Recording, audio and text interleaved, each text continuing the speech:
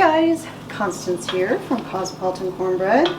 So today I'm actually canning up baked beans. So technically they're not baked, but they are that lovely, sweet, tangy, savory, all that good stuff beans. And I am using navy beans today.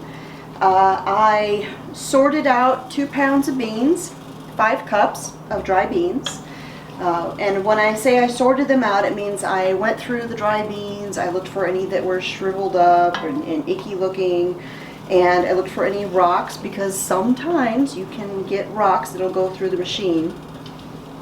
So I sorted through all those, I rinsed them, I put them in a big old pot and covered them with 2 inches of water above the top of the beans. Boiled them for 5 minutes, and then I lowered them down to a simmer, put the lid on and let them simmer for half an hour, and then I turned off the heat and just let them sit here while I did my other things, which included chopping up and cooking 1.5 pounds of bacon.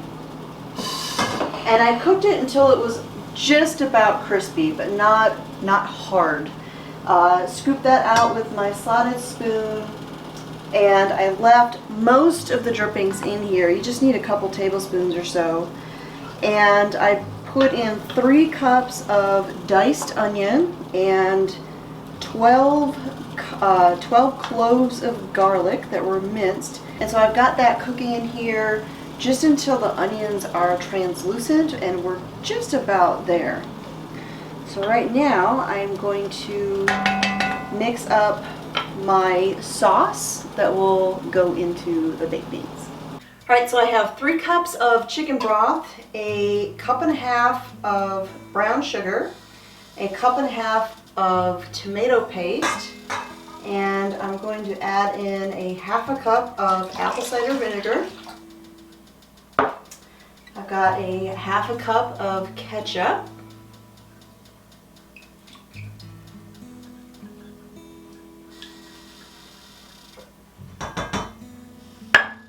quarter cup of Dijon mustard,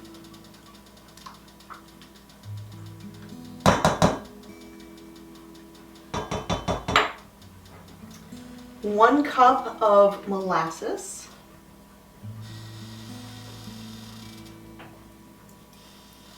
now I'm going to add in 1/4 cup of Worcestershire sauce,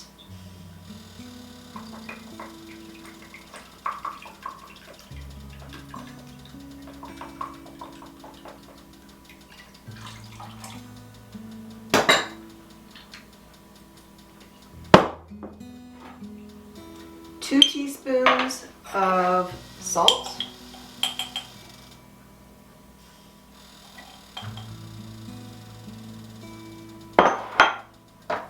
1 teaspoon of ground black pepper. Normally I use fresh ground pepper for pretty much everything, but when I'm having to do a lot of something, I am going to use the tin. It just makes life easier. And 1 teaspoon of cayenne pepper. Now if you don't like spicy, you can reduce this, but this is going to make quite a bit of baked beans, so it's not adding as much heat as you might think so. So now I'm just going to whisk all of this together.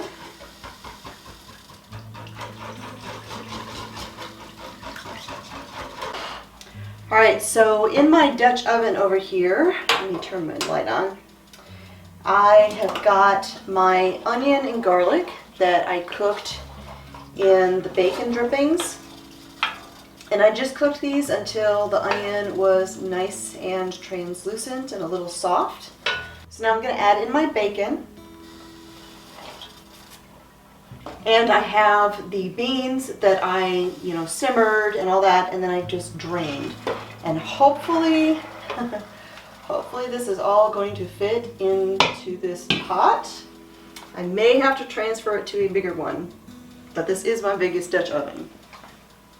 So hopefully, hopefully I didn't overestimate or underestimate. It might be close. We'll see here. So now this recipe should make approximately 10 pints of baked beans. I have 11 jars prepared just in case. I always like to have an extra jar or two. So right now I've just got the beans, the bacon, the onion, all that, and I'm just kind of heating this up over medium heat just until it gets nice and warm. We'll do this for about 5 minutes, and then I will add in my liquid.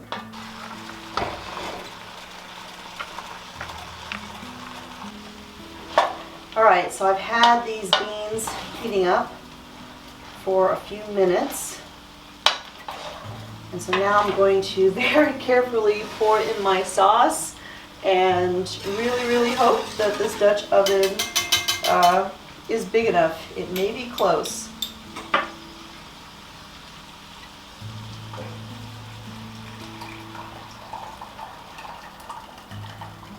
Oh yeah, we got this.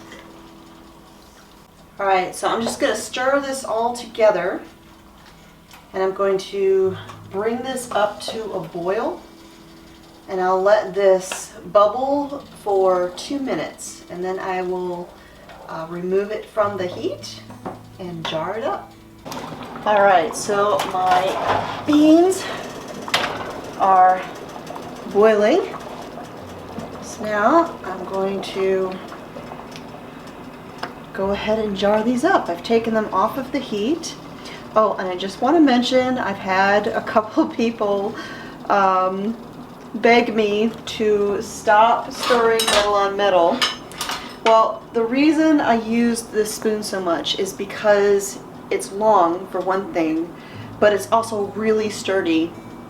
When you have your hand down in a big pot and you are stirring, like, say, jelly, and you have to stir nonstop constantly, you've got your hand, it gets kind of hot. I mean, I can handle a lot of heat on my hands, but over time that gets really hot. So being able to hold this by the very end and it being sturdy enough to handle that, that's why I always use this. However, I just this week got something that I had ordered a while back in the mail, a handmade, hand-carved walnut spoon, and it's a little bit longer than the metal one, and it's nice and sturdy. It can handle stirring large quantities of things, and I can hold it by the end because it's sturdy enough for that. So I just want to put that out there.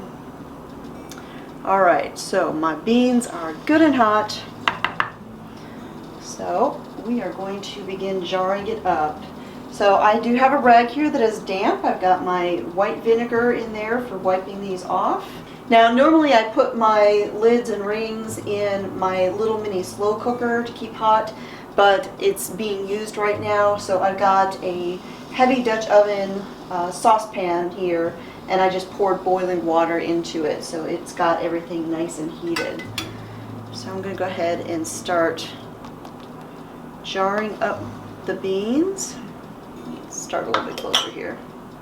And we're going to leave a 1-inch headspace in these jars.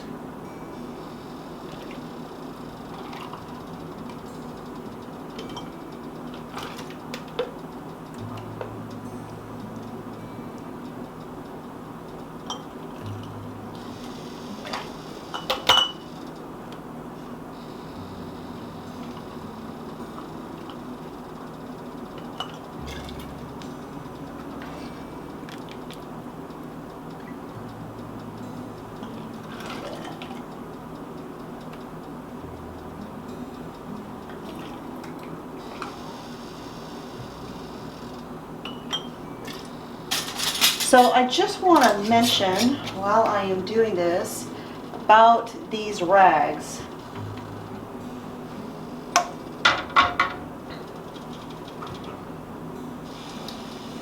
So these rags are actually paper towels, but they're made out of bamboo.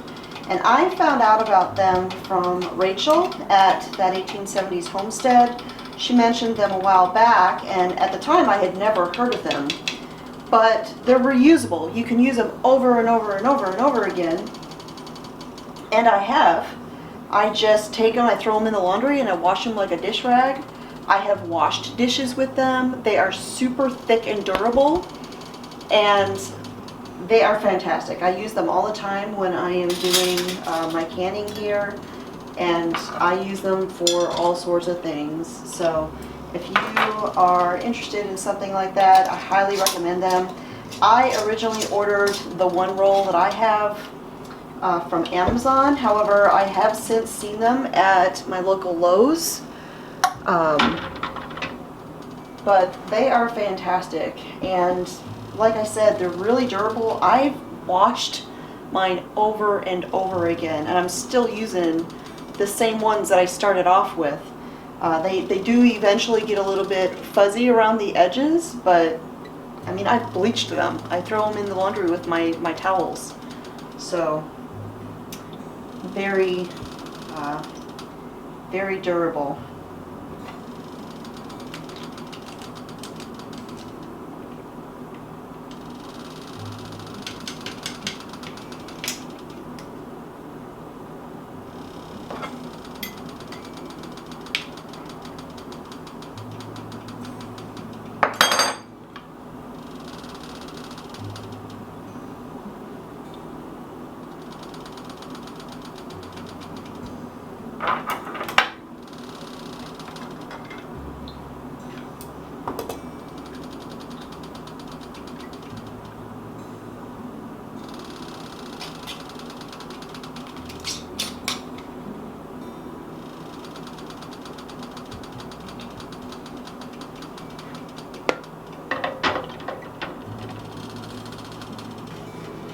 Alright, so I have all of my jars in here, and I'm going to put my lid on my pressure canner.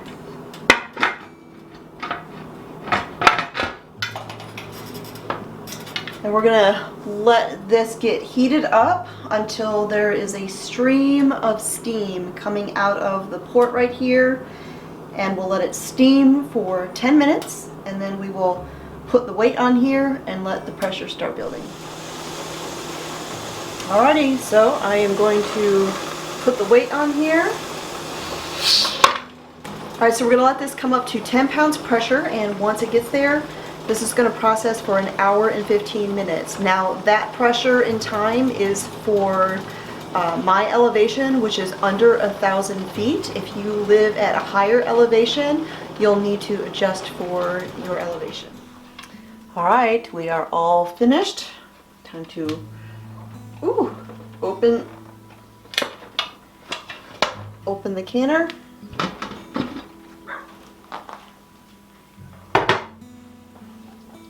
Ooh, we got a little bit of leakage.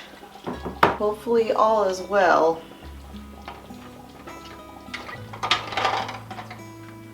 I did hear something go tink inside here while it was canning, which had me concerned because I was afraid a lid had popped. But I think we're looking okay.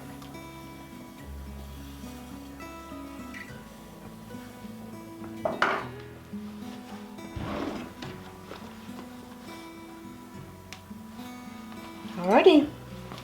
So my jars of baked beans are finished. I'm going to let them cool here overnight, and then tomorrow I will remove the rings, test all the seals, wash the jars, label them, and put them in the pantry. So baked beans are finished, and I will put the recipe for how I made these baked beans with all of the measurements and all of that on my website, cosmopolitancornbread.com. So you can head over there and save the recipe to Pinterest, or you can print it out for your recipe binder. So thanks for joining me here in the homestead kitchen, and we'll talk to y'all next time.